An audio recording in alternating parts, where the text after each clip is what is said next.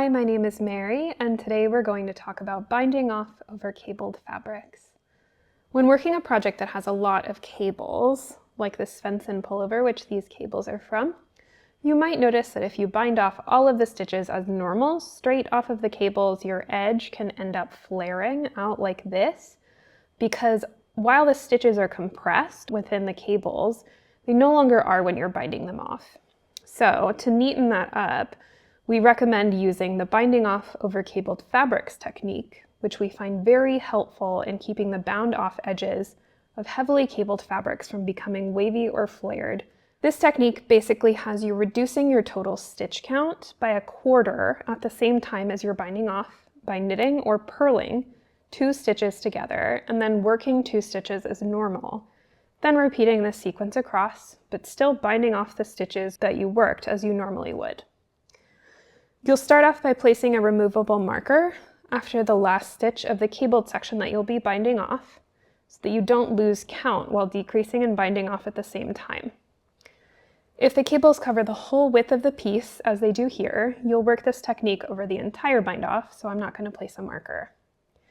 The marker can be helpful if you're working the sloped bind off at the same time too, even if the cables are all over. So to work this technique, you'll work the first stitch of your row as normal. So I've got my selvage here.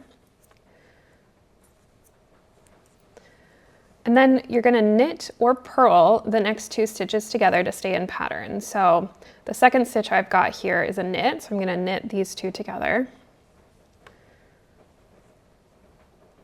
And then pass the previous stitch on the right needle over the one just made and off the right needle. So that's 1 stitch bound off. Then you'll work the next stitch and knit or purl as it appears. So here it's a knit.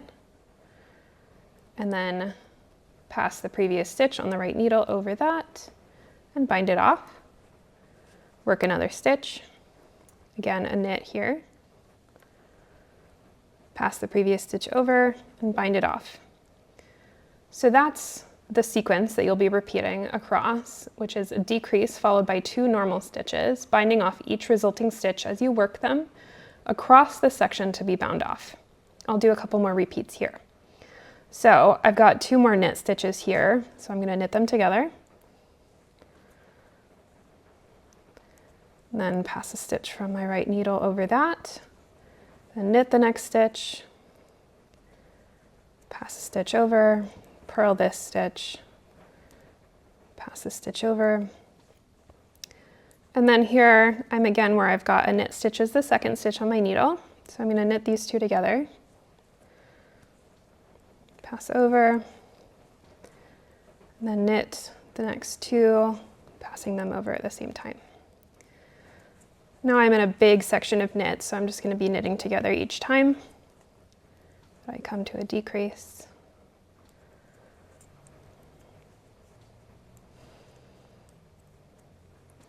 So now I've done another repeat of that. And knit 2 together,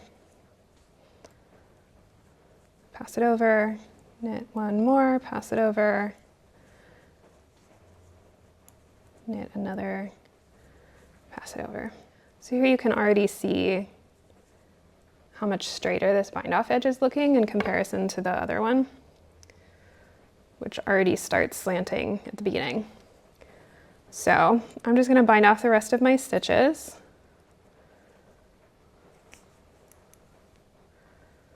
Starting with this knit 2 together.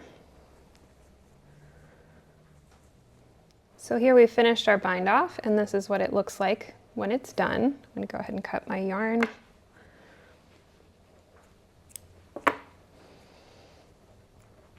So it's definitely a lot neater and straighter than the one without any decreases worked during the bind off.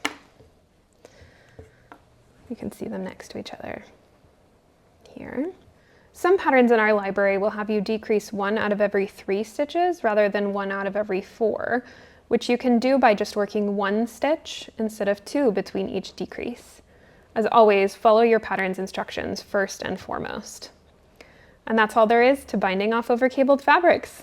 Happy knitting!